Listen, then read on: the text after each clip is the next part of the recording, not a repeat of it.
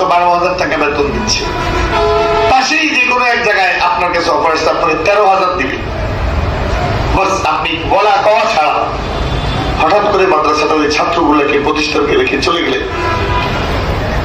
এইরকম বদ আখলাকি কোনোদিন করবেন না। হ্যাঁ যান, আপনার যেহেতু টাকারও প্রয়োজন, মানুষ তো স্বচ্ছন্দে চলতে হলে তো টাকা পয়সা লাগবে। আপনি যদি একটু বেশি সুবিধা আরেকখানে পান, সময় করে ওই প্রতিষ্ঠানটার ক্ষতি না হয়, ওই ছাত্রদের হক নষ্ট না হয়, আপনাকে কেউ স্বার্থপর ভাবতে না পারে, এমন ভাবে আপনি যান। ধর আমাদের নুরানি মুআল্লিমদের জন্য একটা জাবেতা আছে, নিয়ম কানুন আছে।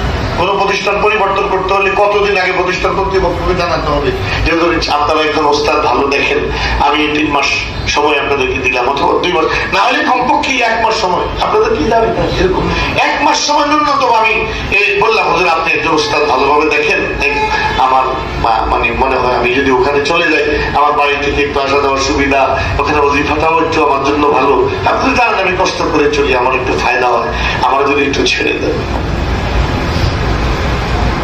আদবের সাথে না।